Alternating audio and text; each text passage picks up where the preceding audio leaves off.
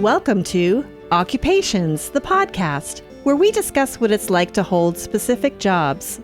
Occupations is brought to you by lotsofmaps.com, where you fulfill your vintage map gifting needs. Visit lotsofmaps.com. Hello and welcome again to Occupations, the podcast. I'm Andy Jagalinzer. I have a great guest for you again this month. He is a painter, an artist, and his name is Nathaniel Meyer, and he's out of Maine, and I'll let him tell you more about it. Good morning. Hey, morning. Tell me a little bit about your painting. I'm a landscape painter, mostly. I do other things to kind of more for studio practice to keep my skills up, but the work that I show is landscape. I started as a plein air painter where I'd go out and paint from observation, but what I do these days is mostly studio painting where I do landscapes, but I'm in a studio and using different references and also, the experience of a million years out in the field to make landscapes that refer to real places but aren't from direct observation. Got it. Do you work out of memory or do you take photographs? Memory, mostly. Memory of doing the painting from observation. It's, when you do 100 spruce trees or whatever, then you have a pretty good idea of their mechanics visually. Sure. I try not to use photographs unless, I haven't used a photograph in years, but it's something that it's not like I'm philosophically opposed to. It just doesn't really come up in my work. Sure. No, that's great. Well, let's go back to the beginning and find out a little bit about you and how you ended up as a professional painter. Where were you born, Nathaniel? I was born in Massachusetts. My parents were public school teachers in Scituate, but when I was very young, we moved down to Florida, and my parents started a t-shirt company, and we lived in a houseboat down there, and then in the summers, we would go to Korea, Maine, where my mom and dad had built a kind of hippie A-frame, and so we would go back and forth. I didn't have an actual working bathroom facilities until I was in middle school. So wow, I grew up a non-traditional kind of lifestyle. That's great. And so we go back and forth, and maybe that's why I'm in Maine full time now. But I think that maybe that's why it holds a real special part in my brain because I think what do they say? Familiarity breeds contempt, and so I was only here half the year, and so I think that might have something to do with it. And no offense to Florida, but Maine is much more beautiful than Florida. Yeah, Florida has its moments, for sure. Sure. I don't want to get too much into, here's the next 15 minutes of me trash talking my home state. I can, though. I got a solid 15, but... It's all good. It's all good. Yeah. What age were you when you moved out of Massachusetts? I started first grade in Florida, so I was young. So by that point, now you said your parents were both artists, or they were both teachers, but your dad was an artist, and yeah, my dad he went to school for painting. He was a heck of a painter, but he, like many artists, you got to have a day job, and so at first it was teaching high school art, and then they moved to opening their own business, and they made T-shirts because he learned that photo emulsion screen printing process from going to art school. And they did that while they were in Maine, or they started the business when they went to Florida? They started it in Florida. They quit teaching, and then originally they were wholesalers, so they would do T-shirts for pizza places and T-ball teams and stuff. And so they do that both in Florida and Maine. And then eventually they opened touristy t-shirt shops, both in Fort Myers Beach and in Bar Harbor. Got it. All right. That's great. So we were back and forth for the rest of the time for, my whole adolescence. So you seriously grew up with art in your house and also in your blood, I assume, right? Oh, absolutely. Yeah. My dad, like I said, he was the real deal. He went to Boston University for grad school. He studied with Philip Guston, who was a giant in American art, among other, he just had some real heavy hitters in terms of professors. And yeah, he was a great artist. And so, yeah, in the house, of course, was paintings all over the place. And he did a lot of figure work. And so it was funny. I would have kids that I didn't even know in middle school come up to me and say, I hear you have naked pictures of your mom up in your house. And I'd be like, Yeah, but it's not like that, It's not what you think. And also, it's my mom. Back Yeah, off. totally, totally. But yeah, no, it was the visual arts were always a valued thing. They were always spoken of highly, Sure. and Sure. I think that's a little different than a lot of people. It seems like, I taught high school art for a while, and you would have kids who had a real affinity for this, but they'd get a lot of pushback from their parents because, oh, geez, this isn't maybe the career path that I would wish on my child. Right.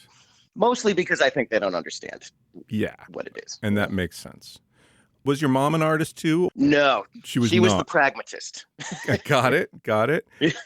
And what about your grandparents and great-grandparents? I mean, was there art always going through the family? No. No, my brother's a painter though too. So maybe my dad was just that charismatic and we wanted to impress and or be like him or something. Maybe. Got it.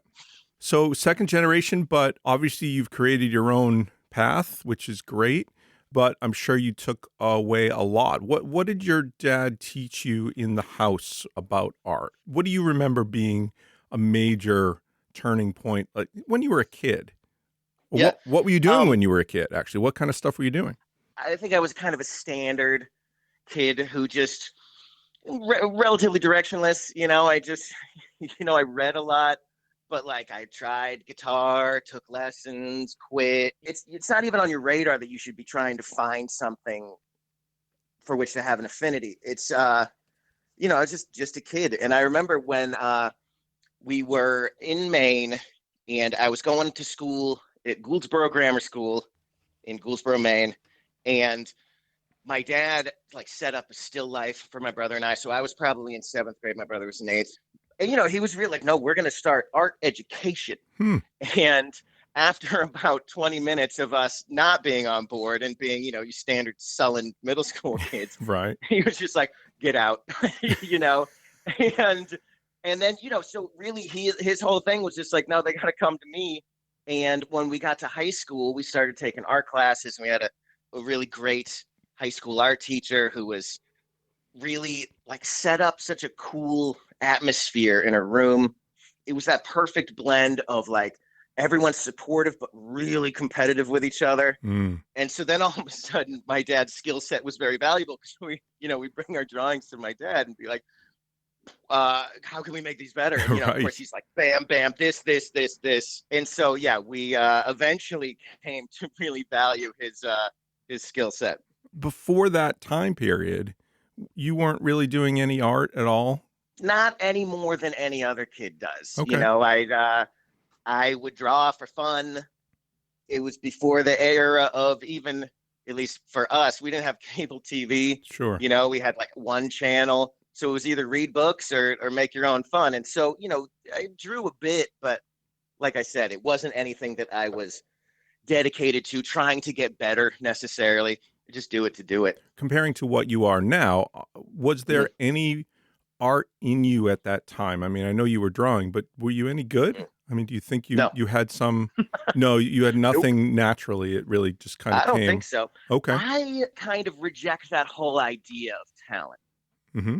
If you think about like someone who's good at quote unquote good at art or drawing or whatever, I think usually it comes from you're in elementary school, you're drawing, you happen to just strike gold for whatever reason, more or less through luck.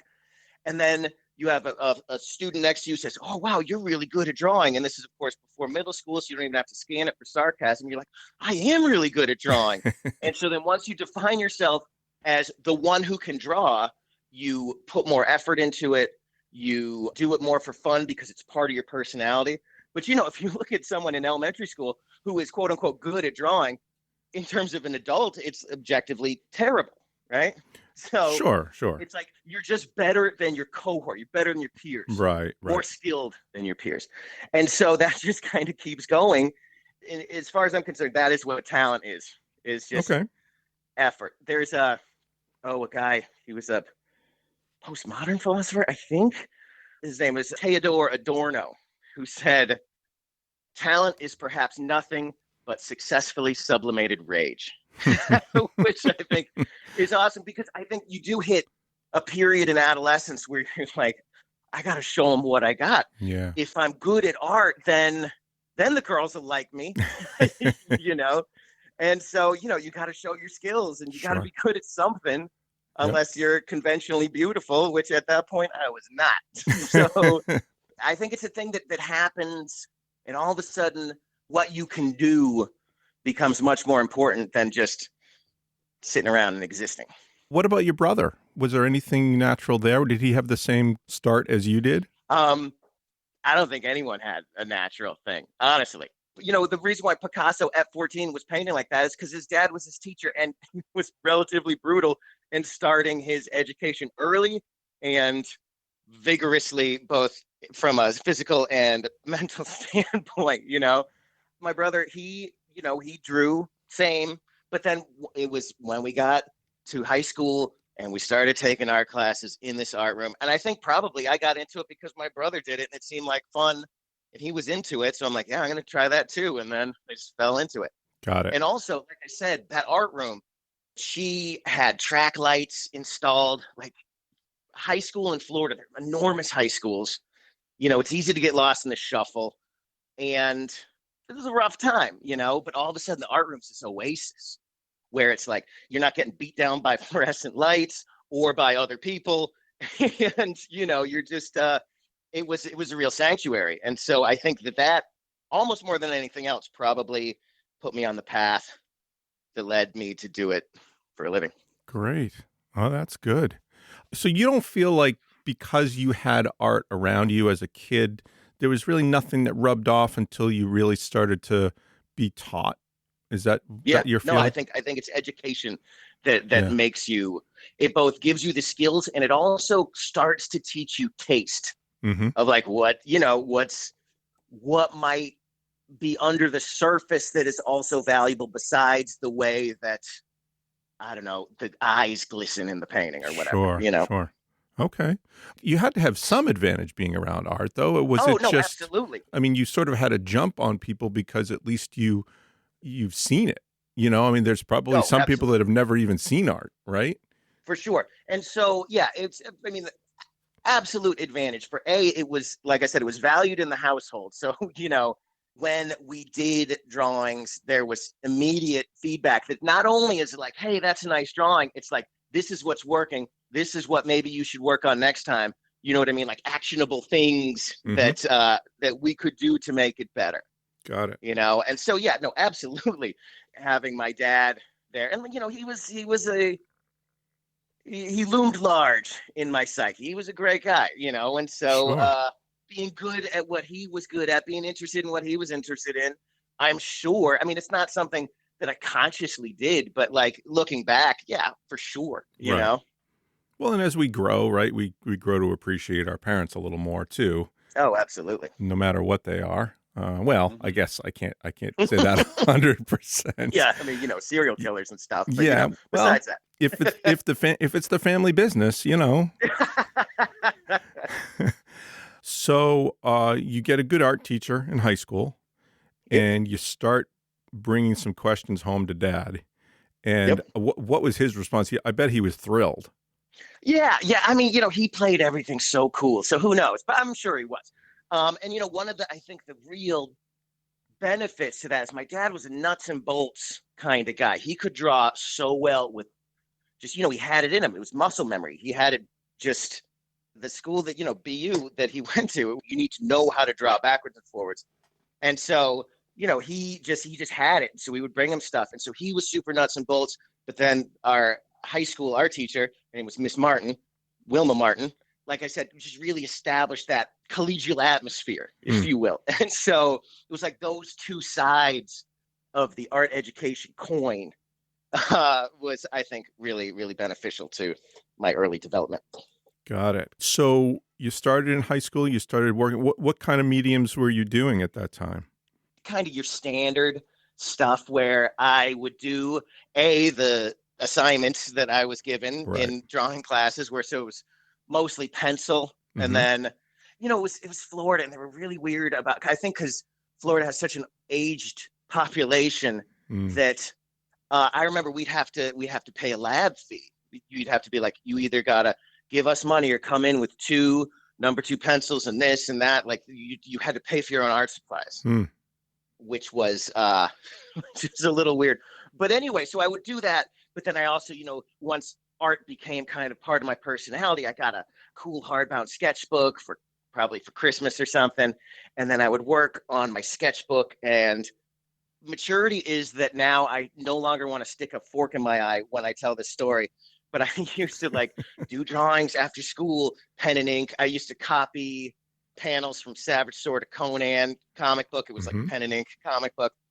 And I would march right up to the prettiest, most unattainable girl at the school and just be like, hey, Lena, check out my drawings. And yeah, just, oh my God, I just die inside every time I thought about it. But now it's like, oh, come on, that's both adorable and hilarious. You got to shoot your shot, right? Yeah, no, absolutely. And in her defense, she was always so nice about it. And she could have like destroyed me emotionally and mentally. But she's like, oh, those are really great. And I'm like, oh man, of course, that probably put me on the art path even harder. Cause I'm like, all right, this is the way. Encouraging. This is the way to get attention and approbation. So that's a good lesson for those of you who are gorgeous and get hit on by not so gorgeous people. Don't encourage them. Just don't encourage them, right? Isn't that the lesson? No, the lesson is please encourage them and they'll go on to great heights. But you might get stalked also. So there's that. Oh, yeah. But well, yes, hey, I knew. I wasn't a weirdo.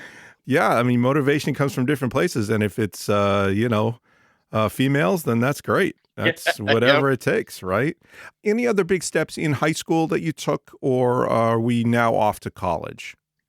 Let's see. Well, one of the things that I think that Florida did that was interesting that I didn't see, at least as an educator in Maine, I didn't really see, is they had just a ton of art contests for high school age people that gave you either quote unquote scholarships, which was just a check. They didn't see where you spent it, or it was just straight up cash prizes. And so that was another motivator, was that you're like, no, I'm doing this project because I got this contest coming up.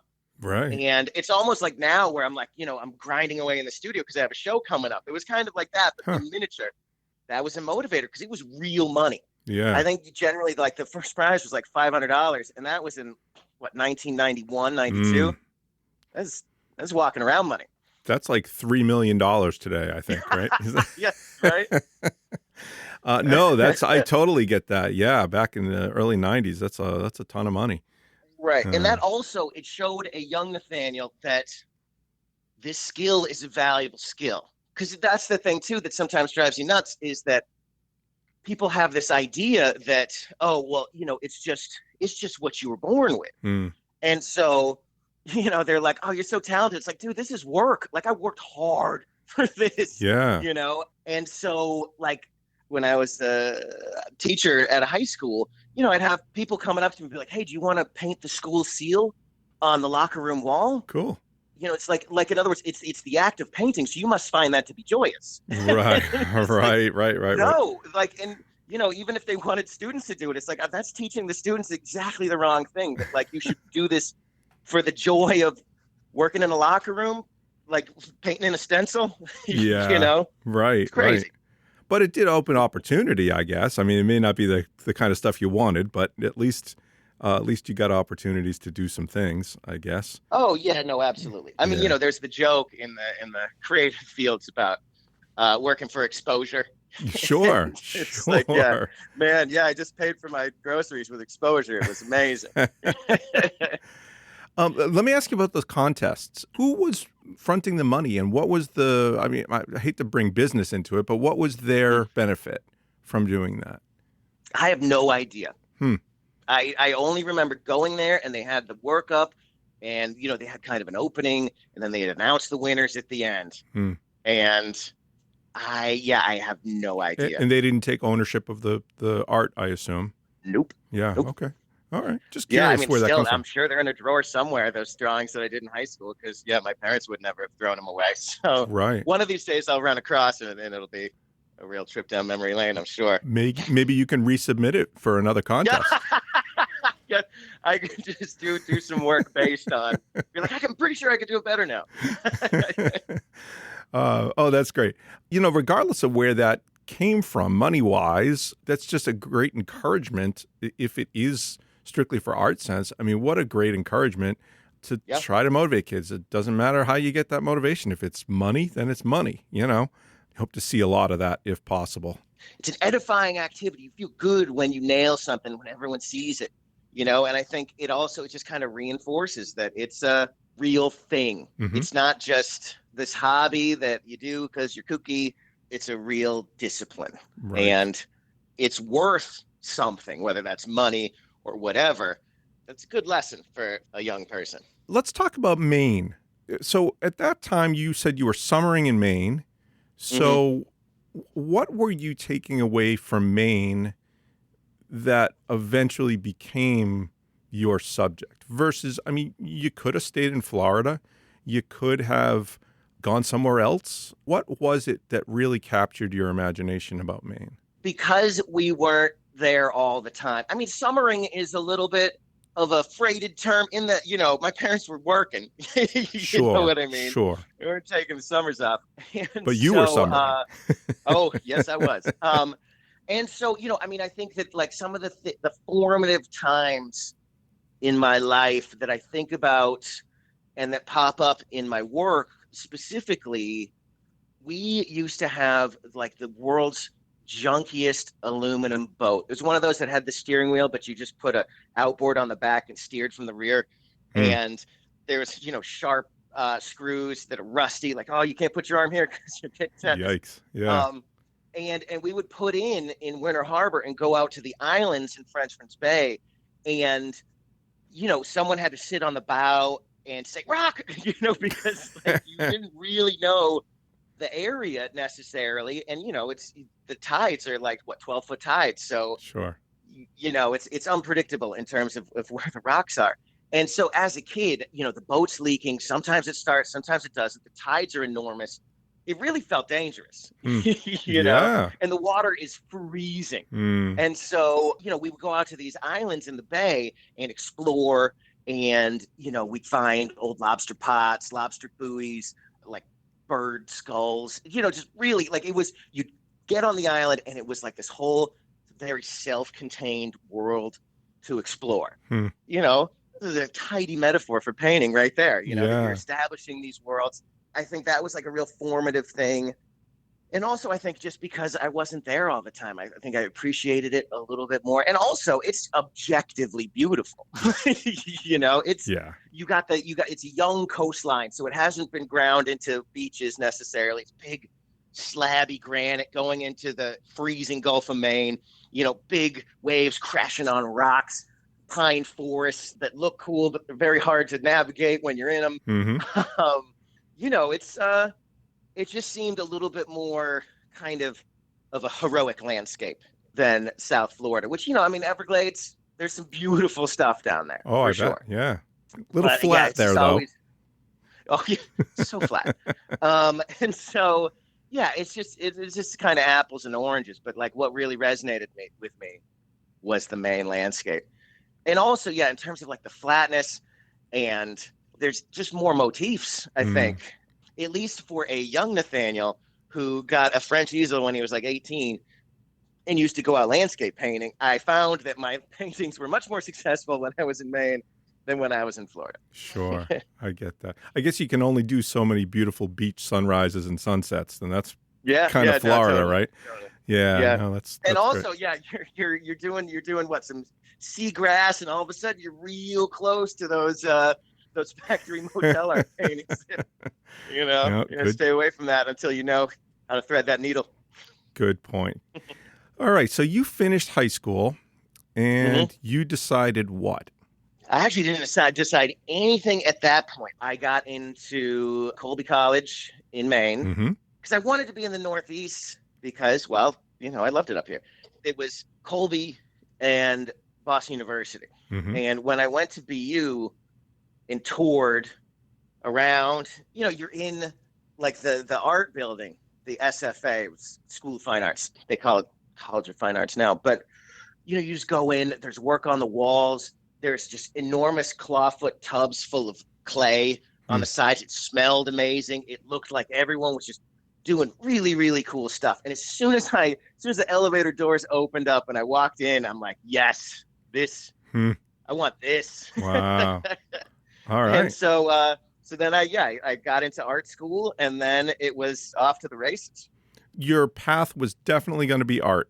Was there anything else you were interested in potentially? Journalism, actually. That was the other one that I was like, it was between those two. And both careers, it's like, it's a little tricky to navigate, maybe. Yeah. My mom's family, a lot of family members on that side of the family were journalists. So it was like, that was another thing that was held in high esteem in my family. So, I was on the school newspaper and did that whole deal. Got it.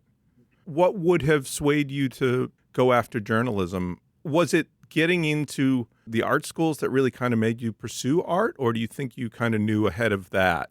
No, I kind of made a decision because I knew that, like, when I got into Colby, I'm like, I would have been a fine arts major there. Yep. So like at that point, I think that it's like, now this is what I like. I'm gonna see what happens. Yep. Okay. And even then, my intro drawing is kind of the first big class. I mean, I guess maybe it was just the professor, but he did the almost stereotypical thing they do in like law school movies, where it's like, look to your left, look to your right. But basically, he was like, there are 20 people in this class. 5 of you are going to still be doing this 5 years out of school. Right. I think the thing that he was trying to push was that, are you going to be one of those? Are you going to have that dedication? And, at the time, I'm like, I don't know. I'm going into massive debt doing this. Of course. I hope, it was a source of some anxiety for me for a while until, eventually you just stop thinking about it, It's, what Vonnegut said, you are who you pretend to be, right? Exactly. Exactly. Did you decide to just put your full self into it at that point?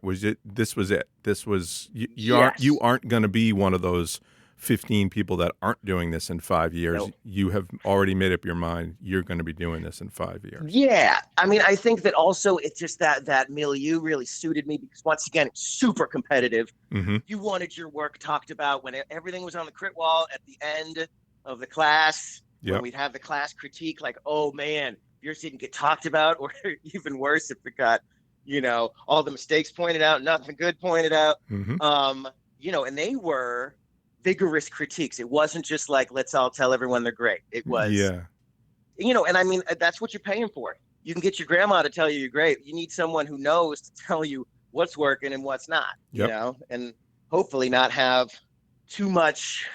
Sometimes you get a little bound up in it, you get defensive or you get discouraged, and that's obviously no good. Right. What was the big takeaway from college? Well, I think the biggest takeaway is that I went to a school that really put a high value on skill acquisition, and not necessarily in any kind of way where it's like, we're going to draw every hair on this lone wolf or anything. Mm-hmm. It was real painting, real drawing. But when I left and student loans kicked in, like, the one thing I could think about is like, I have a set of skills that I would not have had I gone to University of Florida at the time in the 80s. I don't know what their program is now, and so that was like the biggest takeaway, is that I paid and skills were jammed into me. And that's because I was a super receptive student. I drank the Kool-Aid. Nice. Like I loved it there. I loved going. I took a lot of AP classes in high school, so I really didn't have to take too many liberal arts classes. It was 9 hours of painting, 9 hours of sculpture, 9 hours of drawing a week. And it was just studio class, art history, studio class. And that was the stuff. It's like, it was funny, like the transition from undergrad to the real world was a difficult one, because when I was in school, you go to parties and you talk about art and everyone's just looking at each other's art and giving thoughtful feedback. And then all of a sudden you're working in a restaurant and people aren't even like, they feel, it's almost like they're just actively weirded out by what it is that you do. Hmm. And, my stuff has always been relatively accessible. I never really understood that. But yeah, it's you all of a sudden you're in a very warm uh, little oasis, and all of a sudden you get kicked out into the Yeah. cold, and it was a little weird. But you find your community, and then you kind of build that on a smaller scale. Well, and unlike, let's say, business, you're not being guided by anybody for the most part. When you're on your own, Right. you're doing your own thing, right? hmm I think art schools now pay a little bit more attention to how to ease that transition out to Hmm. give maybe some semblance of business acumen, Hmm. but also like some internships and apprenticeships with people that are out there doing it, Right. so you get a sense for the ancillary skills that are handy, That's good. where, yeah, it's not just the work you make. You also, like, how do you get into a gallery? How do Yep. you get into shows? I mean, I'm still figuring that out. you know, Sure. it's it's a never ending jostling for eyeballs to see your work. Well, that's good that they're addressing that because, I mean, you got to put food on the table one way or another. And Yeah. if you are only good at doing your art and just crossing your fingers that someone's going to stumble upon your art where it's not being shown, you're not hmm going to eat a lot, I assume. Yeah. So Yeah. you No, got to totally. know that business side, right? Um, Right. Well, it's also, it's funny, the that same drawing professor that, said that there would only be 5 people doing this 5 years out. His other thing was, he's like, you're going to be driving a cab most of the time, sure, sure. and it Yep. is, the day job thing is, until you achieve liftoff, like, you are going to be doing something else. Yes. And some people do something else full time, you know. Right, right, Like, I felt that I was super lucky in that I got a job teaching high school. It's still art related. right. I'm still looking at drawings, and I think teaching drawing helps you be a better drawer yourself, Yep. Well, and I imagine you're, let's just say, a lawyer. You're Mm, going to start working for a firm, but you're going to do things the way they want you to do it. If there mm, was such a thing for art, you wouldn't enjoy it very much if they said, "Well, you have to do this. This is what we do. This is why I pay you money because you have to do this." I mean, the fact that you can make your own rules in the subject that you studied, that must be attractive to you. Oh, absolutely. I have done some paintings where some commissions, where they see work that you've done before, and they're like, oh, yeah, I want like that, but bigger. Yeah, And, right. it's not, most of the time, you're not in a position to refuse work. And so, but it's funny because you're like, I've already done it once. Yeah. Like, I could do this. Oh my God, all the problems have already been worked out. But maybe that's the problem, because as soon as you do it, you're like, working on this is like a punch to the face Yeah. every single day. I hate it so much. And so, Unsatisfying. Yeah. yeah, but like, it's funny because you think you'd be able to whip it out, but it takes 10 times longer. Hmm. And it's a strange thing that I've never really figured out. But like, there is a painter whose name escapes me, said that every work has a reservoir of energy attached to it. Hmm. And once that energy has been depleted, it's like pulling teeth. And, Right. I think with works like that, there is no reservoir of energy. And so from start to finish, it's just, ugh. Yeah. But, I mean, essentially, that's what illustration is, though, too. Like, I think some people are fine with that. Hmm. I mean, really, there used to be a real schism between fine art and illustration, was a thing that people used to talk about. But, these days, I think the only difference stylistically is that if you're doing the fine art thing, you're standing at the easel and you're thinking about what the work needs, right? You're looking at it where it is, and you say, what can I do to this? What can I add? What can I take away to make it a more successful painting? Whereas with illustration, you're like, you plan it out and you execute it as quick as possible, because, Right. you got to be off to the Time is next, money. Time is next money. gig. Yeah. Yeah, for real. Right. Do you feel like you've honed your style, and as far as mediums too? What was your influence as far as both of those two things? The medium that you ended up with, the style you ended up with. I know you definitely have a style now that is, I don't want to say set in stone, but it's identifiable to you. Mm-hmm. Was that forming at that point yet? Well, yes and no. There's a thing that they always say. In fact, there's Robert Enright, who is a painter of the Ashcan School and a really famous art educator. He was talking about originality, but essentially he was talking about style, where it's like, don't worry about your originality because it'll stick to you and show you up no matter what you try to do. And when I was in school, if someone had a quote unquote style, that was, they did whatever they could to strip you of that. Because when you think about like what a style is, especially when you're first starting out, if your style can be described in a sentence or two, it's not a style, it's a contrivance, it's an affectation. Yeah. You know? Okay. And so the thing is that you just keep working and it just comes out eventually, you know, but you just got to give it time. And so I just work and I wouldn't think about style, but, you know, I did just landscapes again and again and again and again and again. And so all of a sudden a style kind of comes out from that in a more kind of organic way. But in terms of material, it's that particular undergrad program was painting was oil paint. Yep. That was what was taught. And also, I mean, that is kind of still the gold standard in contemporary painting, especially. Now, there's some people that are doing amazing stuff in acrylics and watercolors and whatever. But, you know, when you talk to someone, person on the street, and you're like, hey, painting, they're like, yeah, oil painting. Yeah, sure. You know, it stood the test of time, and yeah, I get that. Were you experimenting with other things other than landscape? Oh, yeah. No, at the time, you know, it was a figure-heavy program, so we did models a lot, still life, a lot of stuff from observation. That was the thing that was really pushed. And getting feedback from my dad, it was always like, observation is paramount. That is the biggest thing that you can do. And so it's funny that now that I'm working essentially not from observation, it still feels a little transgressive because I'm breaking a lot of the rules that were taught to me. And since, like I said, I drank that Kool-Aid, so like all of a sudden I'm articulating every blade of grass and I'm like, ooh, I'm being bad, you know, still, you know, and it's just funny because of course no one's like, whose rules are these? You know what I mean? Who cares? But for years, I'd go out a lot, you know, paint landscape from observation, but I also did a fair amount of still lives, self-portraits. I still do a fair amount just to kind of keep the figure skills up. Sure. I would do abstracted landscapes for a while. You know, at the time, it was just like, do whatever floats your boat because no one's paying attention anyway, you know? Sure. And so it's liberating, but also in terms of moving one thing forward, it in some ways holds you back, you know? Yep. That was what grad school, I think, was very helpful for, was focusing you up and like, what is it among all these things? Can you combine them? Can you come up with a grand unified theory of all your work? Or, you know, what do you have to keep? What do you have to let go? You know? Got it. Landscape is obviously, I would imagine, your favorite thing to paint.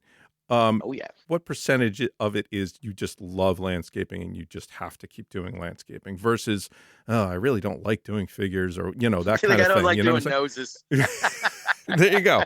You can always, I guess you could always put a nose on a tree if you really had to, but yeah. No. It's mostly that I love landscape. I love how much wiggle room within the big tent that is landscape painting in terms of doing interesting things with design, interesting things with composition, with color, with atmosphere.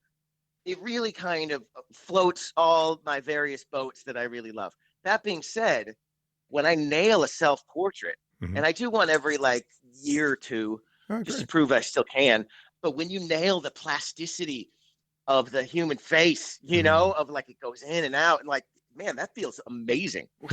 You know, you're like, you stand up when you're done, you're like, I still got it. That's great. But a challenge, you know, but still a major challenge to you. Yeah, absolutely. Yeah, I mean, that's why figure is still such a big part of painting. It's like, it never stops being difficult. Yeah, sure. And so it's always a challenge. And so when you pull it off, it's always super satisfying. Any really influential people at college that made you kind of think twice?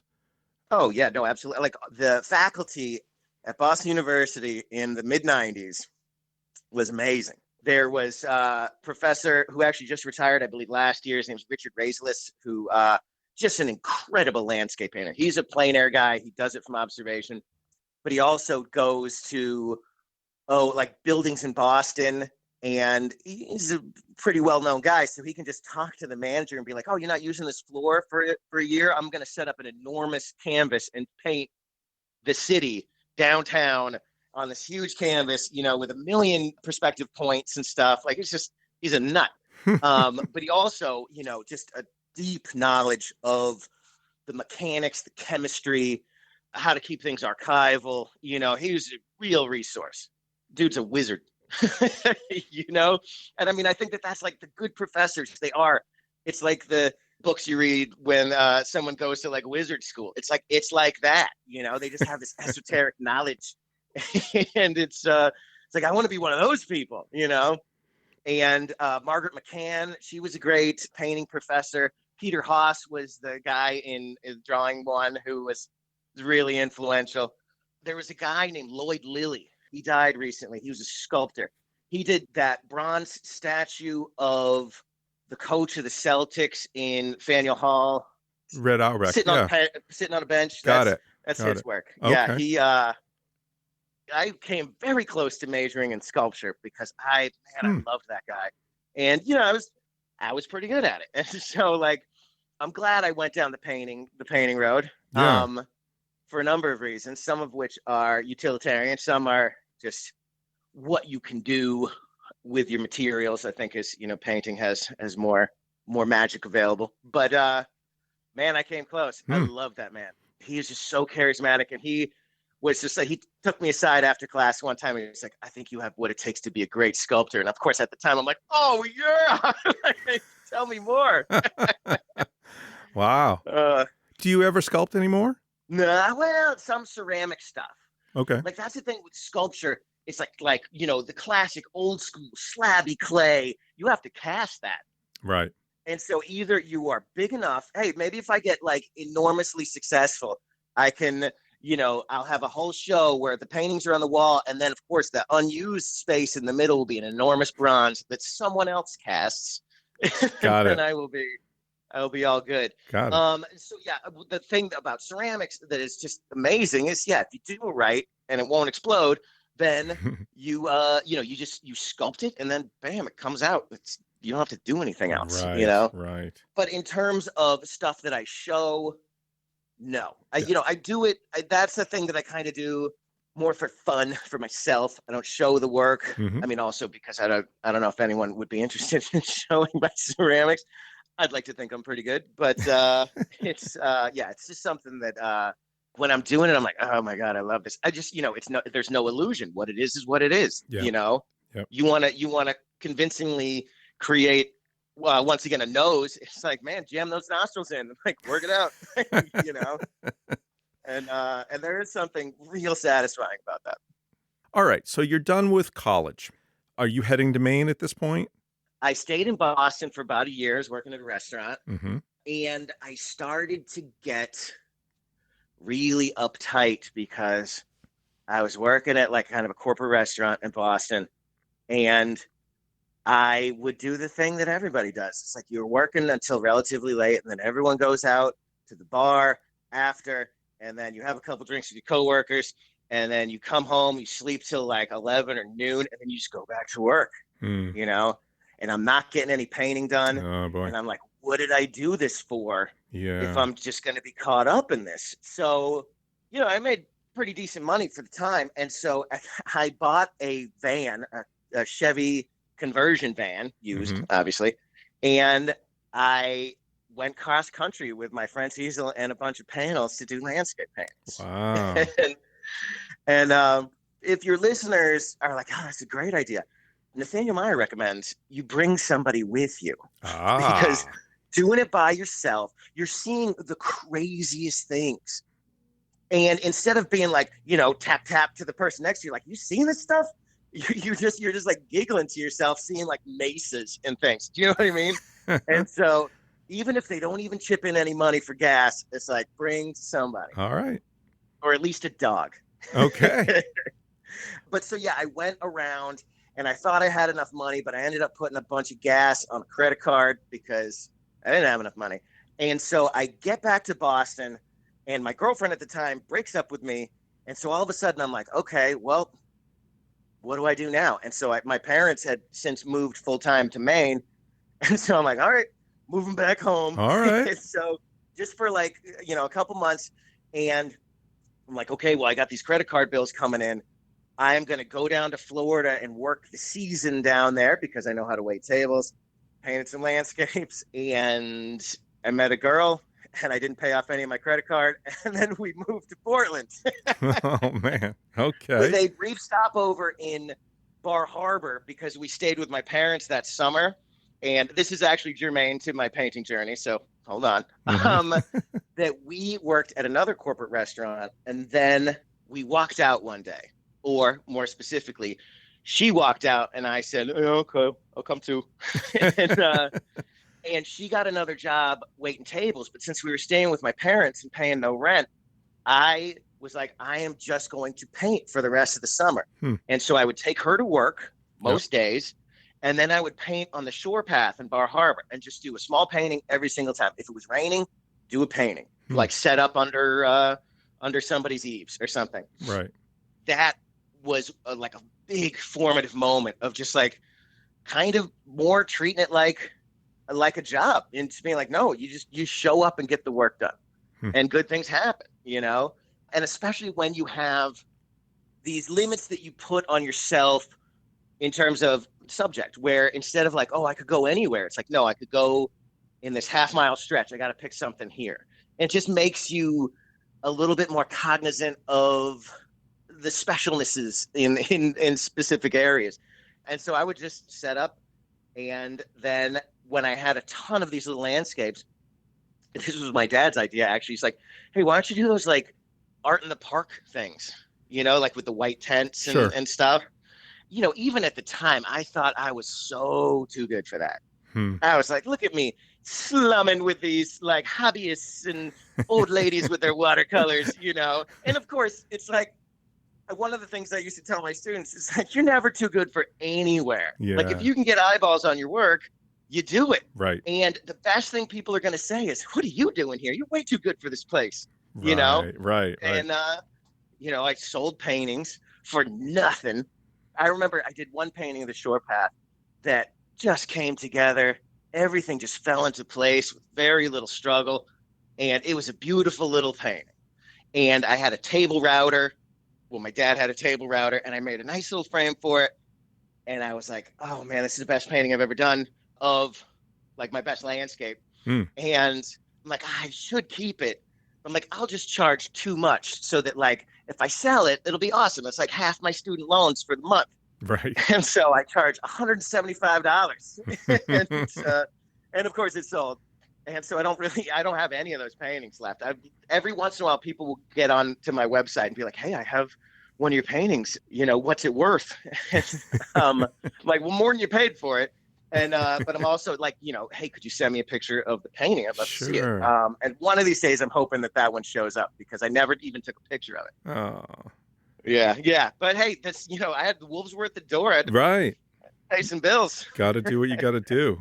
Yep. But that was a big thing of, once again, treating it like a job. And my brother did that with me, which made it way more fun because we just hang out and, instead of like, because, sometimes you come up empty and no one buys anything and you're just like, I just wasted a Saturday in the summer. I had to pay a booth fee. This sucks. But like, when you got someone with you who could share your pain, it's so much better. Then you're like, can you believe this stuff? Jesus.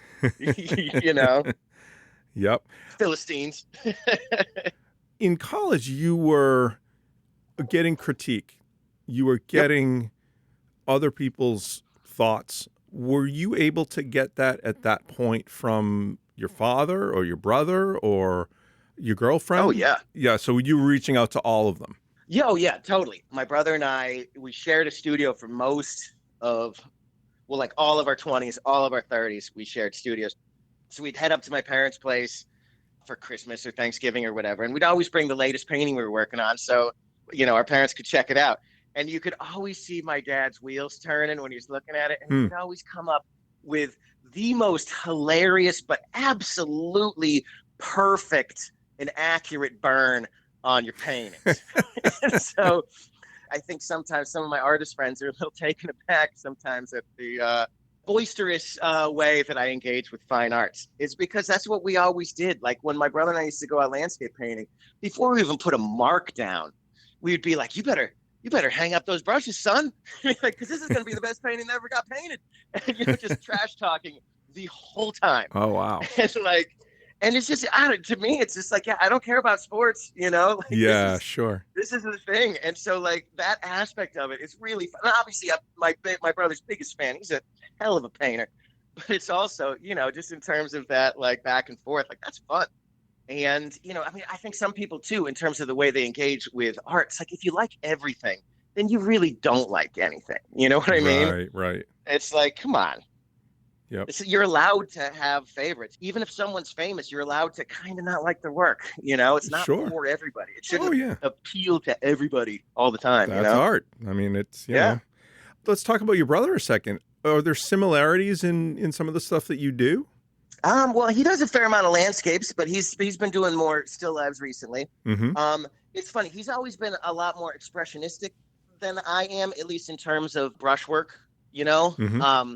His surface is a lot more brushy, but it's funny. Like sometimes when we show people work, they're like, "That one is matte." I'm like, "How is this taking time?" They're so wildly different to my eyes. Huh. But it's kind of like that thing where people are like, where they think we look alike. And I'm like, "What are you talking about?" We're like, "We totally look wildly different," So I think maybe it's me.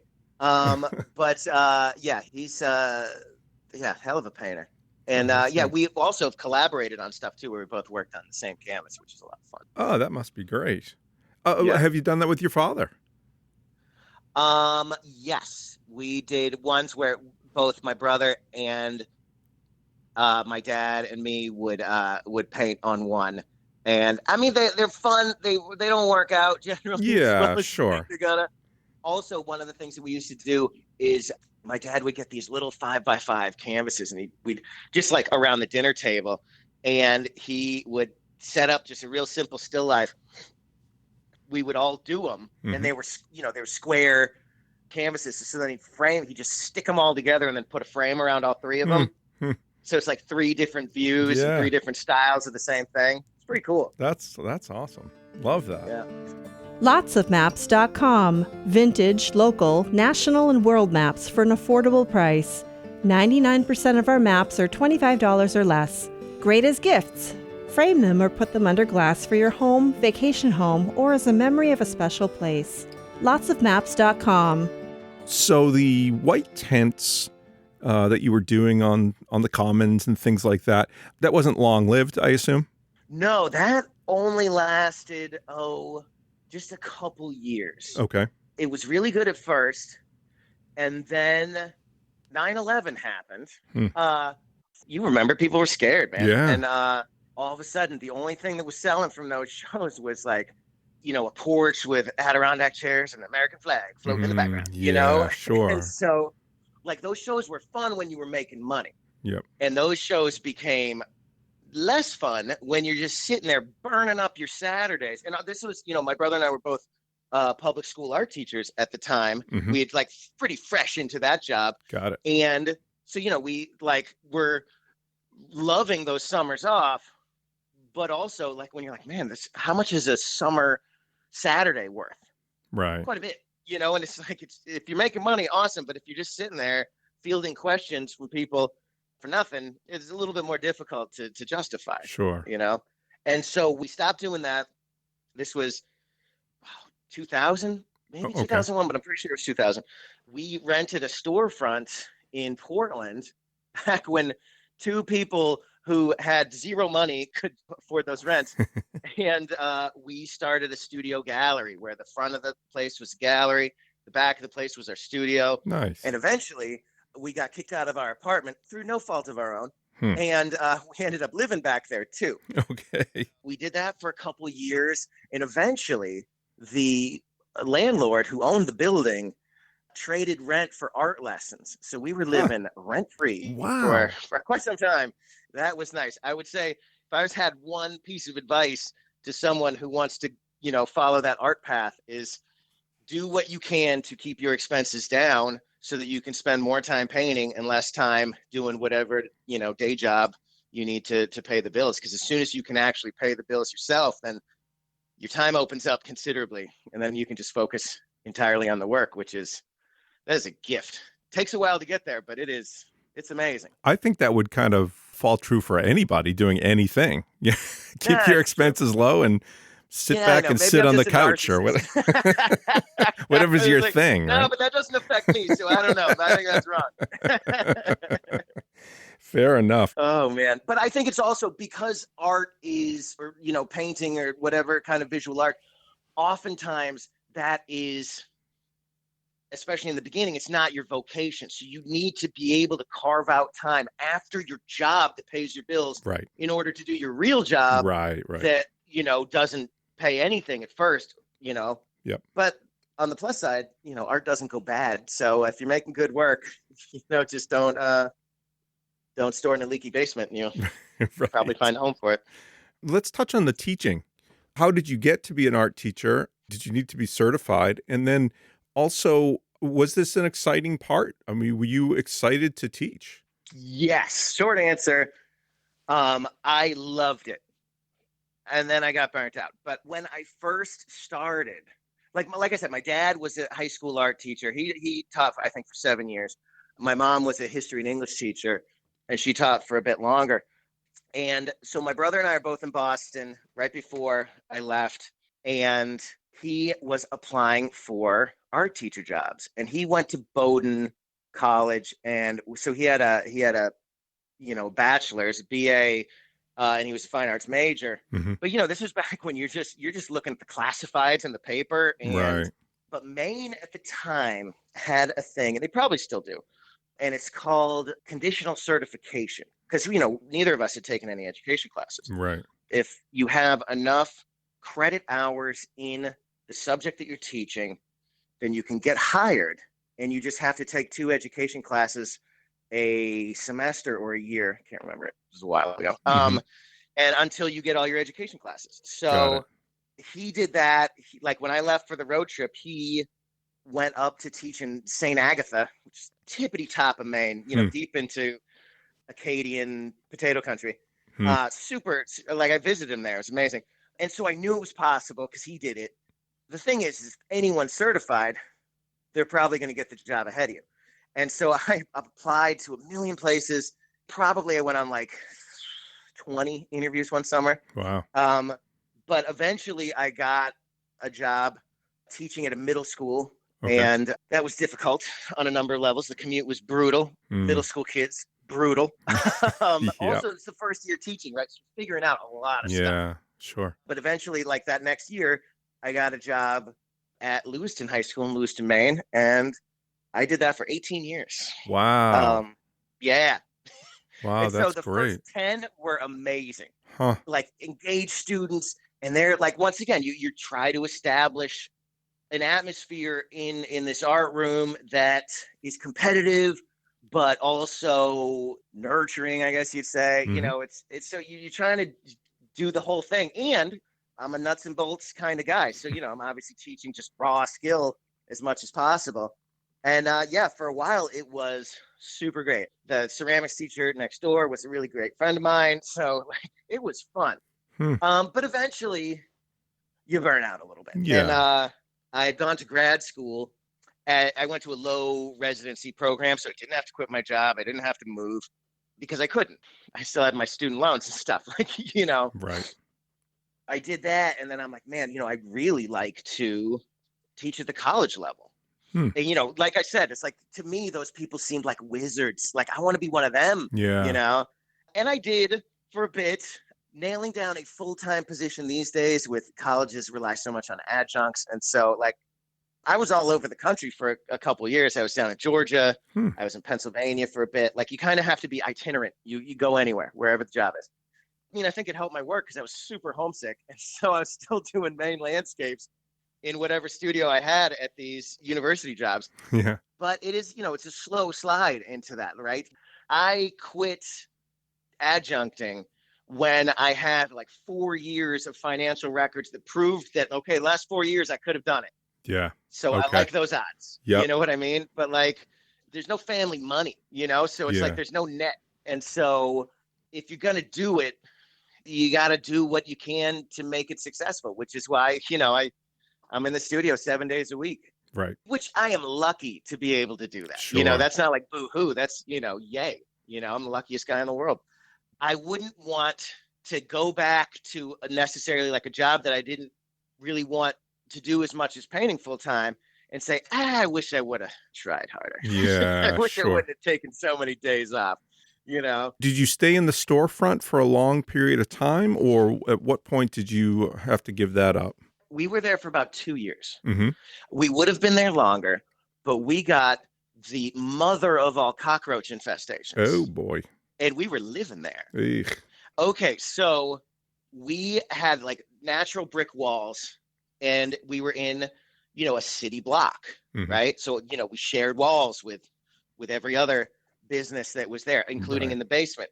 And the restaurant next door Oh, boy.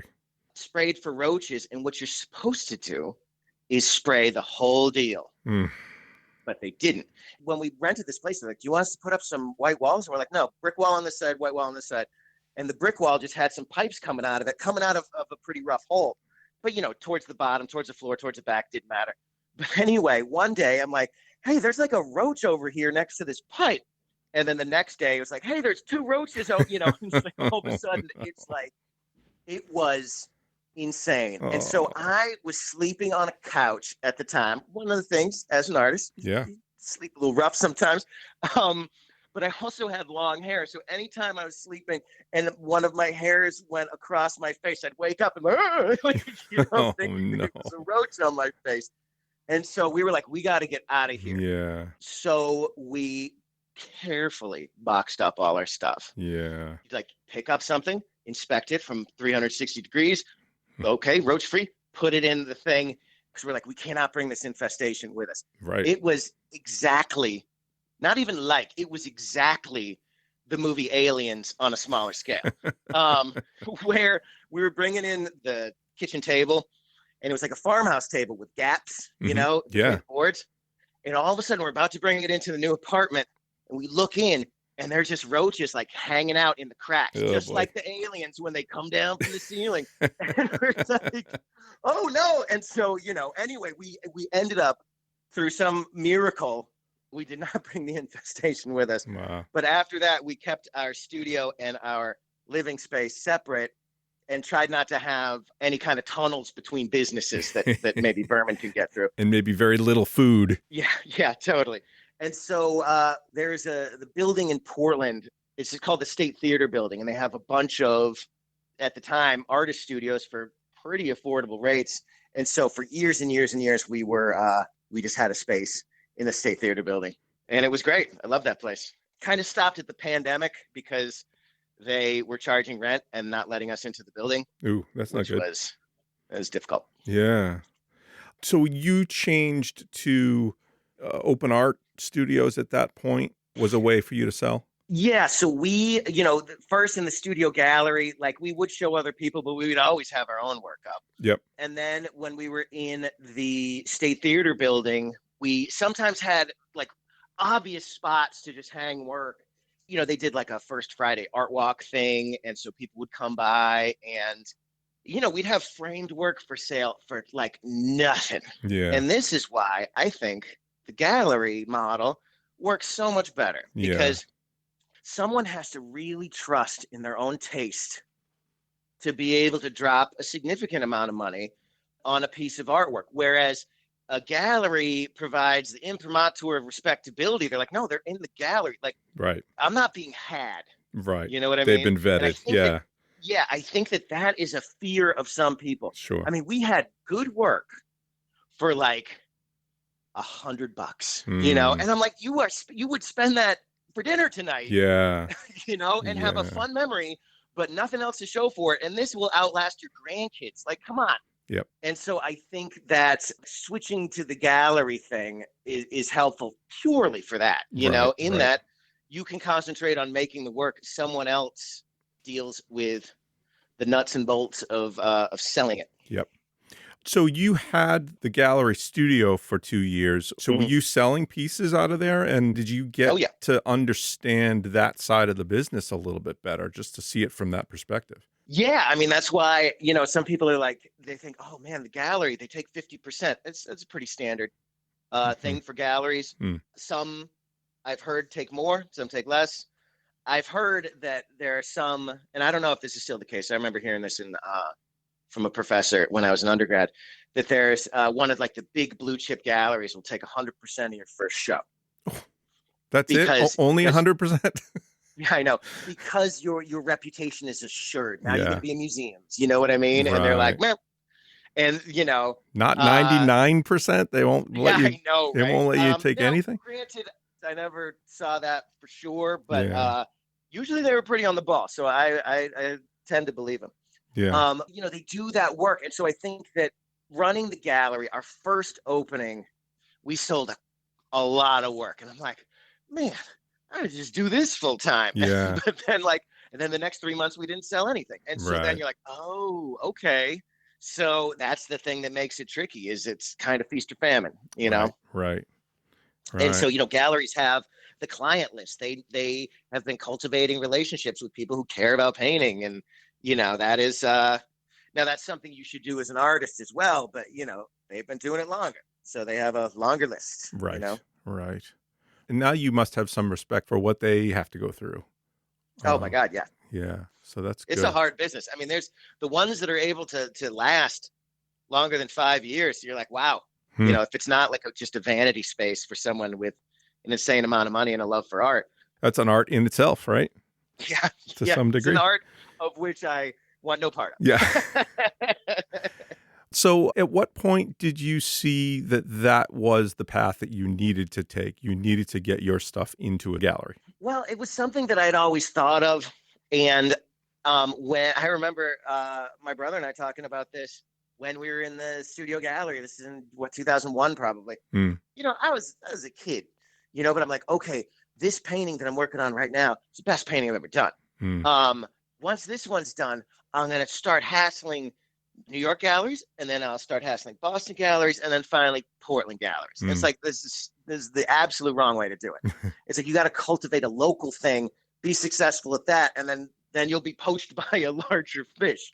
I see it now, but basically, this was before decent digital cameras, and so when you went to hassle someone and be like, "Hey, I think my work would show real nicely on your walls," Hmm. you actually had to have a face-to-face conversation with somebody. Right.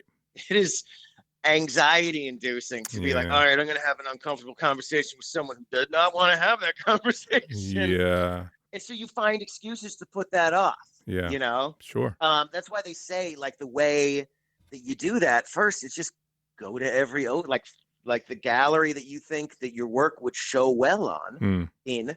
go to all their things, go to every opening, establish a personal relationship of, these people love art, you love art. Like, you got lots to talk about. Right. Right. And then you kind of slide in that way. Most of the time, from what I've heard, it's so much of it is just a stroke of luck that the right person sees your stuff Yeah. at the right time, which is, once again, is, man, have your stuff up Yep. in a coffee house if you have to, like wherever, Yep. because Okay. you never know who's going to see it. And, that's one of the nice things about social media, Instagram specifically, where it's like mostly image sharing and not just sharing like Yeah. political links of dubious authenticity. Yep. Yep. No, it's like you got to take the picture and that's what it is. And so, it's pretty great for artwork. Like I've gotten some really interesting opportunities from just people seeing stuff on Instagram. So tell me what your big break was and how long did it take you to get to that big break? I did a really large, completely unsellable triptych when I was in grad school. Like I said, I went to grad school late. I was late 30s. The last piece that I knew was going to be in the grad show was this enormous triptych of me levitating above the ground, full figure self-portrait, larger than life size, with these islands pulling up out of the water. And then on the two other sides, it was like ships sinking on either side. It was so over the top. I mean, I love that painting. It's like, but I have it in my garage right now because it's like, where do you put that? Yeah, It was sure. like 12 feet high by like 15 feet wide. Wow. There's not even a lot of walls that can Yeah. accommodate something like that. But you just do it to do it, right? Yep. If you think about the market for your work too much, it sucks all the life out of it. Mm-hmm. It's going to appear like you're chasing trends. You got to be the biggest fan of your work, right? Sure. If you're not making work that you love, then it's unsustainable. You're going to eventually quit because it's a hard business. Mm-hmm. But anyway, so I did this painting. I showed it in at the grad show, and then I showed it at a show in Portland that was like a pop-up. That was a gallery that had closed down, was doing like one more hurrah because they were getting rid of their building or something. I can't remember. Okay. But anyway, it was right there next to the windows, downtown Portland. And my current gallery, Moss Gallery in Falmouth in Portland, Elizabeth Moss was walking by with a friend, and the friend was, very taken with that painting, and they're talking about it. And she reached out, and that's how I got into that gallery. And that was my first gallery. And once you get into one, then it's a lot easier to get into subsequent galleries. Sure. Because they're like, oh, this person, oh, okay, yeah, cool. I mean, I think it's a subconscious thing where it's like, okay, well, they're clearly working at that level because they're at that level. Right. But also, you've proven that you're easy to work with. If you're a nightmare, then that's Yep. that generally becomes pretty clear, and then you have a harder time getting into places. I mean, unless you're already at the tippity top, then you can be the enfant terrible. But until then, you gotta be dependable. Wow. So that's a great story. And again, it's right place, right time. I'm sure that's a big part of it. But obviously, you have to do good work in order to have somebody catch your eye, for sure. Yeah, that and you got to find exhibition opportunities. Yeah, at that opening that I went to for that show, it's like my dad died the day before. Oh. Yeah, no, it's a real bummer. It still affects me, but in a negative way, believe it or not. But it was my mom. When it went down, and we were like, okay, we're coming up. Because we live about 3 hours south. She's like, no, you go to that opening. She's like, your dad would have wanted you to go to the opening. Okay, compartmentalize. I will let this eat away at me for the next, I don't know what years it now. You do what you got to do. This is a thing that can move this forward, and you put yourself in a position to be able to benefit from that. Sure. Delaying the trip up 12 hours isn't really going to change much. Right. Right. So you're in a big time gallery at this point. This is your goal, right? This is kind of what you were shooting for.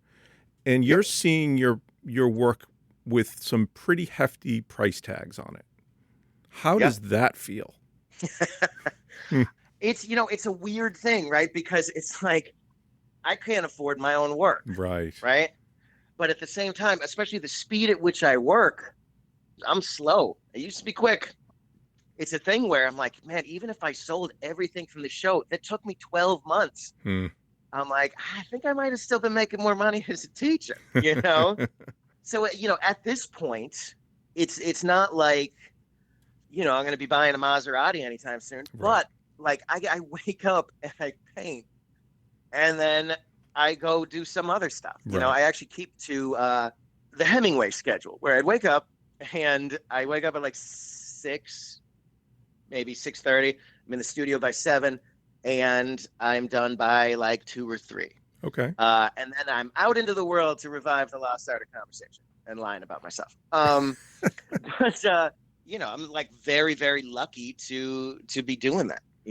Well, and I guess you got to get out of the studio, right? You can't. I mean, you'd probably go crazy absolutely. Being in there too much. As much as I'm sure you love being in there. I'm a grinder for sure. I just put in the work every day, and I find that I'm at my highest energy level in the morning, so I get that. And then also, like I said before about how like I wish I would have worked harder, in this thing, it's like I got my work done for the day. And now I don't have to feel guilty about doing something else, right. Because I got it done.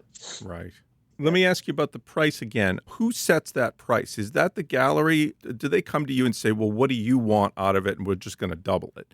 Or did they say, listen, this is what you're your art will sell for. We talked about it. I remember the conversation. She's like, what would you charge for this painting? If you're just selling it. And it's like, I said something like super, super low. And she's like, huh?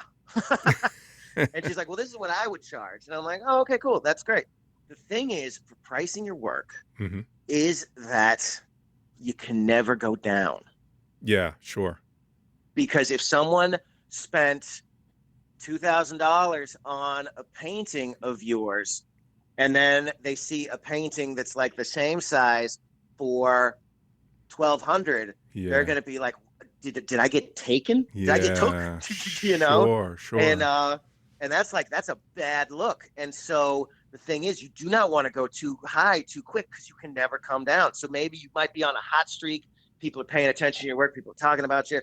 But like, there's no guarantee that that's going to keep going. Right. And the thing is, too, is it's like right now, my 3 feet by 4 feet, we're going to get into the nuts and bolts of it. 3 feet by 4 foot canvas sells for $7,000. And they take me about 2 months, almost to the day. Even if I get it covered the first week, I'm like, I'm going to get this done in 2 weeks. Right. And then when I finally get it done, and, because I take pictures, of it coming up, and I look at like the first day I worked on, I'm like, 2 months every time.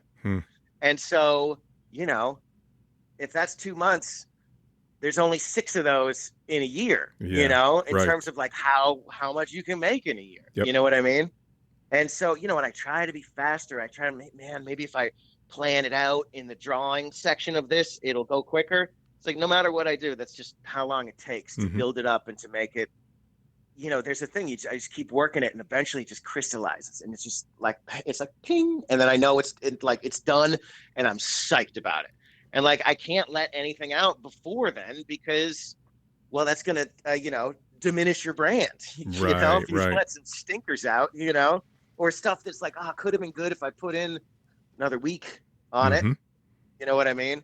That's the tricky thing about pricing too, is you got to be able to pay your bills. Yes. But if people think of, that your work will be worth more later than it is now, well, then that's a good position to be in. Sure. Right? Because then, it is an investment. Sometimes I think that, people get kind of bound up in the prices of things, but it's like, how much does a couch cost? Like, if you go to a furniture store, like, I don't even know, but like, I remember the last time I looked, I was shocked. Yeah. And couch will last, what, a decade? I doubt it these days, but yeah. Yeah. Right. And so like, that's the thing, is like, if a painting is well constructed, it will outlast your grandkids by a lot. They basically last indefinitely. Yep. And so, that is. But you can't sit on it. You can't. No. But yeah, you put it right above the couch and it look real nice, matched color. I wanted to ask you about, letting your babies go. They are your babies, right? What's it like to see something you've poured your heart into go to someone else? Now, I understand you're getting money for it, but this is a part of you. How do you separate yourself from that? There's these like little moments that happen. It's not necessarily the ownership of the painting that is important. It's like I said, when it crystallizes and you're like, yep, that's it. Yeah. This painting's amazing. You're like, I am the king, everyone's stupid but me. Yay. But like, that is a good feeling. I frame my work, which is something that a lot of contemporary painters don't do. Okay. But there's just something about the way that a frame separates the work from the walls. Like, when it goes into the frame, I'm like, oh my God, I love this. It's like, it looks so great. And probably the best one is, you drop the work off at a gallery, and then, especially if it's a solo show, you show up to the opening, you haven't seen it. You walk in and the work is up. It's beautifully lit. There's nothing else on the walls besides your stuff. Like, that's a feeling. Yeah.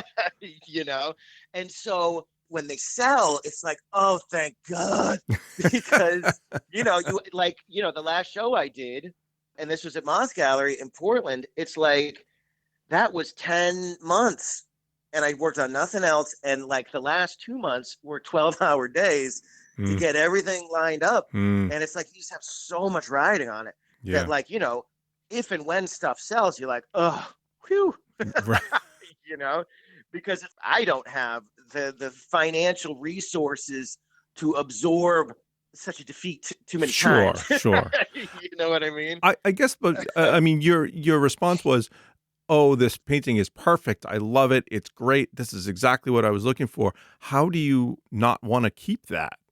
How are you able to let that go? And I know you got to put food on the table, but Yeah, but because I'm working on one more painting after that, and then I yeah. start the next painting, and then I'm like, oh man, this one, this All right. is the one true way. Got And it. so but then like later, people who buy paintings sometimes will invite you over, Oh, that's great. and like seeing it later once you've had some remove from it, and Sure.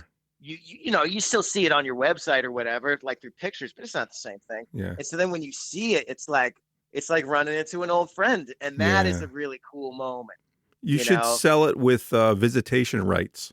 That's what Yeah, like I'm just gonna bring a lawn chair and a 6-pack and just look at my painting. If you guys could leave for like 1 or 2 hours, that'd be really cool. Obviously you have a little bias, but you learned a little bit from your dad too. Is he one of your influences? And what other influencers do you have in your painting style? Oh yeah, no, my dad he was a big one. He looms large, He's I think about him all the time, and also like what he would say to certain things that I do in my work, both good and bad, and it's just I always laugh about it. But yeah, he was a hell of a painter, and like the way that he would do landscape where it was based in reality, but he went off and made it a little more monumental, and that was definitely a big influence on me. In terms of like the continuum of art history. I would say the Group of Seven, which a group of Canadian landscape painters, were a big influence. Although it's funny because for all of my 20s and most of my 30s, I was painting plein air landscapes out in the field, and just doing it again and again and again. And I thought I had come up with a relatively unique way of translating the landscape. And then someone was like, "Hey, have you seen the Group of Seven?" And I looked them up, and I'm like, "Oh man," they like very similarly stylized paintings. And of course, it was done better and 150 years before I did. So that was like, it was both awesome to find kindred spirits, but also like, I'm like, "Oh man," you know. But also, like as a main painter, like Winslow Homer, just incredible power. And also like when you look at the landscapes where there's like waves coming into the shore, like I've painted the same spots that he painted, and they're incredibly hard to compose, like but he made it look easy, but like in terms of stuff that like, which if you look at my work, I mean, NC Wyeth is probably like the biggest. He is golden age illustrator. He did some of his own work, but the stuff that he's really remembered for is his like book illustrations. And, specifically like the way he did clouds. Like I looked at that. I mean, really, it was because I was moving from painting from observation out in the field to doing studio stuff. Like what I thought I was good at was rocks and trees, stuff that doesn't move. Right. And so then I come into the studio. I'm like, okay, well, yeah, my clouds have always been weak, and my water has always been weak unless it's a very still day. And so one of the things that I got to work doing was I did some studies of NC Wyeth clouds, because I'm like, no one did them better than he did. So, and I've seen his stuff. I used to be a guard at the Portland Museum of Art when I first moved to Portland, and there was a big show of his work called Precious Time. And, so I was just in there for hours and hours and hours. In terms of like skill, and the skill is right there on the canvas. Like he's the one for me, really. Yeah. Like, I mean, I'm a big fan of all those golden age illustrators. I think they all had such a cool look to their work, but like I think about his work all the time. So when you're guarding Wyeth, are you a terrible guard because you're just lost in his paintings? No, I was a terrible guard for other reasons that we probably won't go into here, because it'll make me an unreliable narrator in all the other ways. It'll be like, this guy's a real slacker. A lot of times, depending on the day, there's a lot of downtime. So you just, Yeah. It's you got lots of time to look at stuff you like, you know. Sure. So NC was the clouds essentially, and then there's a guy who's not super well known. His name is Frederick Judd Waugh, Hmm. and he did like waves crashing on the shore, like, and that's pretty much all he did. So I think that's probably why he's not a big name, because he's like real small purview there. But like the way he did waves, like I definitely sought out as many of his paintings as I could, because I love the way he handles it. It's very strong. Yeah, you know, Monhegan painters too. Like I was an artist in residency on Monhegan Island in Maine. That was like my first residency, and you get it why that island is still like looms large in artistic circles. It's amazing. It's like the New England version of the Shire. Like everything lines up perfectly in terms of like, if you're walking on the shore, like the little shore path, there'll be a spit of land, and then another spit of land, and then another spit of land, and like they all just match up. Like the motifs are amazing. Right. And like of those, Edward Hopper did some great ones, but George Bellows he's my man.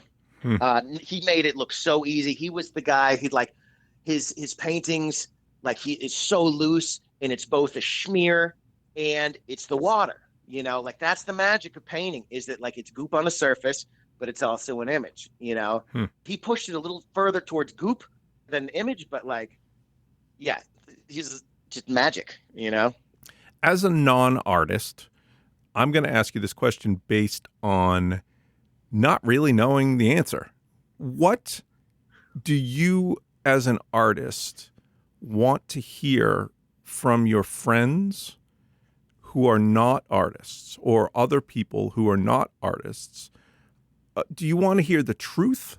Do you want to hear lies and how wonderful everything is about your painting? What is it that you would feel comfortable with? Because I'm sure nobody really knows what to say. They don't want to insult you if they have something to offer, but at the same time, they would love to probably tell you something about it. How do you think we should handle that? You know, I think, like I was saying, when I got out of school, and then like I'm showing people that I work with my work, and like they're weirdly hesitant to say anything, and I think it's because they don't want to say the wrong thing. Right. But I think really when it comes down to it, like all you need to say is like, oh, cool. You know? Yeah. I mean, for me, I would prefer them to say, you're a genius. Everybody's stupid but you. You are the one true way. You know, I mean, you know, only the truth. But like, you know, it's nice to hear. But I think that unsolicited criticism is viewed as gauche, if I may put it mildly. Fair enough. But if someone's like, what do you think? Then, yeah, they're asking what you think. Tell them what you think. Sometimes, and this doesn't happen with like people who are completely out of the art scene, but people who may have done it a bit in high school and they still want to kind of prove that they know some stuff, they'll immediately launch into a critique, and you're like, dude, this is not a crit wall. Like, you know, this is not the time nor the place, nor do I care. Got it. You know what I mean? Especially if it's not someone you're good friends with. It's just, you know, really just being like acknowledging like, hey, this, you know, it's cool that you did it. It's cool that you're not just scrolling your phone. You know? That's great to know. Yeah, no, I think that's really good to know, because we don't know what to say. And if it's critique, or if it's, hey, do you ever think of, you know, throwing a football in that landscape, or, you know, I mean, you don't want to hear that, obviously. So only when you ask for it is when you really want to hear critique. If there's a real critique, yeah. Yep. I mean, most of the time, you know, you're just sharing what you're doing. If you're asking for a critique from somebody, but you're like, well, how do I know you know anything? You know? Right. Well, and I'm mostly talking about laymen, though, that don't know anything. Yeah. No, that's what I'm saying. Yeah. So it's I think there is a thing where, you know, you have people that you go to for critique. They will give you unvarnished opinion. Yep.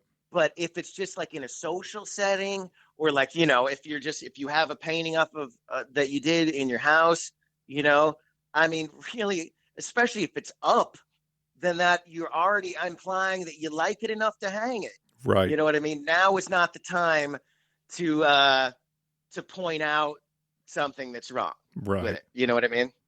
Right. No, that makes a lot of sense. You know, I mean, like to no longer be friends with that person, then there's all sorts of things you could say. But if you want to maintain a friendship, you're just like, oh, cool. Let me ask you about inspiration. There's millions of types of artists. A lot of artists I know personally are, and actually you brought this up earlier on. One of your teachers was saying that it's a whole bunch of rage that you get out. Was that a teacher or was that an artist who said that? Oh, no, that's like a philosopher, Theodore Adorno. Got it. Do you feel emotionally relieved? Does it make you, I mean, is there something that you're not happy about? I mean, you seem like a very happy-go-lucky guy, and I'm not really getting a sense that that's why you paint.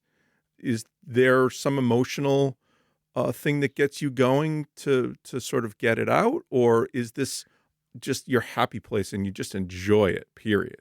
I think that, well, okay, going like way back to like doing it in high school and showing people to show my quality, I think that there is a sense of like, I'll show them all, Sure. because also as an artist, for every success, there's 5 defeats. Right. You're applying to residencies. I'm artistically batting 1,000 right now. In that, I'm probably getting 1 out of 25 that I apply for. Mm-hmm. One a professor in grad school used to say, like, always have 5 applications out at any given time. That way, when you get your inevitable rejection, you're like, I still got 4 things out.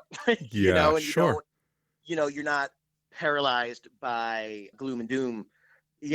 For my 20s and 30s, it was like, every time I would be going through some sort of breakup, I'd just be like, I just got to get in the studio and sure. I just work on my work. And then, so then all of a sudden you put your head down, you work for 6 months, and then you're ready for more punishment. And like, right. I think I used to make a joke that like, if my romantic life wasn't such shambles, I wouldn't be half the painter that I am right now, because I always just retreat into the studio and, but like in terms of like passion in the painting and stuff, that's like the way painting works in movies, where people jumping around and like Kirk Douglas and Lust for Life, Right. It's just like, it doesn't really work that way. It's more like angry focus, Okay. where you're just like, just doing it and grinding it out.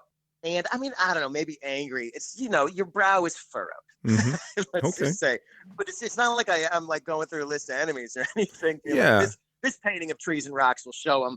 They'll be. So this wasn't trauma induced or anything like that. This No. is love of life and love of painting. Yeah, it's funny though. It's my partner right now. When she her dad first met me, he remarked to her, she's like, "Oh, there's no darkness in him," or something like that. And I told that to my brother, and he laughed for like 5 minutes straight. He's like, "He doesn't know you at all." I mean, I think we're all prone to black moods. You know what I mean? Yeah. I would say I'm relatively moody, but I'm a pretty extroverted person too. I don't know. Like, also, hey, things are good. I am painting for a living. I got an awesome partner. Things are as good as they've ever been for Nathaniel Meyer. Knock on wood. Sure. but it's like, I don't have a lot to be angry about. Let me ask you about some advice for folks. Now, some people are, they just have art in their blood. They don't really know what to do with it. Is education the way to go? Is it not the way to go for certain people? I mean, obviously, there's no set standard in how you do this, but is there anything that you can address to all artists? Any one thing that you would say, as an artist, make sure you do this? I mean, I would say, if they're starting out, I think I am a definite believer in a solid foundation. Like, you should know how to draw. Like, you look at people sometimes where they're like, you look at work out in the world that's up at like a coffee house or something, and like they don't have faces. And, I know that they're like, oh, well, no, this way people can see themselves. And it's like, no, it's because faces are hard and you didn't want to do it. Like, you can tell, like, you don't run away from your deficiencies, run toward them. Got it. Figure out what you're weak at and fix it. I think that is handy. I think going to art school is a great idea. And I know people are like, oh, it's expensive and blah, blah, blah. And it's true. But it's like, it's not to say you can't find programs that yes, the sticker price is enormous, but you can get a lot of financial aid from the institution. It's not like you're like, I got to pay full tuition, but then I'm going to get a scholarship from the Rotary Club or whatever. Apply to places you think are too expensive and then just be like, I don't have money to go. And a lot of times I paid half for BU. It was still a lot, but and I got into other art schools that I did not go to because they were like, yeah, you got in, but it's full tuition. Yeah. Well, I can't do that, Okay. But the thing is that there's wildly different qualities in terms of art education. And it's not necessarily, oh, well, this fancy private college is going to have a better art program than this state college. Right. There's such a massive competition for faculty jobs that what is considered a great program you can find it anywhere, but you got to look into it. You got to, I wouldn't just go to your closest school. I would look at the faculty. Are they full-time? Have they been there for a while? If so, what's the school's reputation? Look at the faculty's work to see if it's work that you think is interesting. Mm-hmm. You could tell a lot by, and it's crazy that people don't do that. Like when I was teaching at those various colleges and universities, I'm like, okay, have you looked at my work? And they're like, none of them. That's crazy. Yeah. And also I'm like, I have a link at the bottom of my email. Click it. And not to be like, hey, look what I can do, but you should know where your instructor is coming from, right, artistically. Right. I think that is super important. Like I said, I think getting your work out into the world, wherever you can make that happen, I think is super important. And also in terms of, if you want to go the gallery route, I think it's going to the galleries that you think have interesting programming is, go there, establish relationships. Don't immediately say that you're an artist the first sentence, Right. Play cool. It's a long con. It's not a short grift. To somebody who is good at art, but is, let's say, shy or just doesn't like competition, where, like you said, when you go to art school, there is some competition, although you may find that your colleagues or other students are very supportive, but it's still a competition. How do you navigate that if you're not somebody who wants to compare themselves to anyone else? You just want to do what you do. Well, I think times have changed. I think critiques are way softer now than they used to be. Okay. So I think even if you're shy, you're going to find it more nurturing than not nurturing. That's one of the things that I think why shy people gravitate toward visual arts, because most of the time it is done. Even if you're in a room full of people, it's like, no, it's you and your canvas. It's you and the paper. Right. It's not necessarily a team effort. You can make it that if that floats your boat, but, traditionally it's not. Well, once again, you run towards your deficiencies, and if you think you're like, geez, I'm really shy, I'm not good around people. It's like, well, start training, go in and go into a gallery opening. Everyone's there to look at the same work. Right. Mm-hmm. And so if you go in, just you're like, I'm going to talk to one person. Also, I'm going to eat free wine and cheese. This is a win-win, Yeah. And so go in, I'm going to talk to one person and just walk up to a person who's looking at a painting and be like, that's a sweet painting, huh? And they'd be like, yeah. You'd be like, okay, cool. Bam. Step one complete. Now I can have fun because I did what I set out to do. It's baby steps. And I think that always saying, oh, well, I'm like this, so therefore I don't do this. It's like, no, you got it. Yeah. Yep. This is a business of so much of it is who you know too. And it's know people. And if you have a scene, an art scene in, wherever you are, it's be a part of it. It's mostly people who think like you and you have stuff to talk about. If you like visual arts, it's well, hell, that's what you're there. You're talking about the work. It couldn't be easier. It's like a little training social thing. It's not like you're going to a cocktail party where everyone hates you. Yeah. It's a pretty welcoming scene. Good advice. Ooh, another thing. Yes. Advice styles. When I left undergrad and went out into the world, it was a hard transition, and that's when most people stop. It's not like they slowly peter out. They just kind of stop once they are out of school. And I think it's so important to establish a community And I had my brother and my dad. And so, I always had someone to look at the work, and they're like, what are you working on? Right. And and also there's a friendly competition there too. Like when my brother, he would do a great painting, I'd be like, yeah, I'm gonna show him on my next one, And I think that keeps you going because, especially it's like if you're not in any galleries, if you're not really selling work, one of the things that grinds you down is like, you're like, okay, that's the best painting I ever did.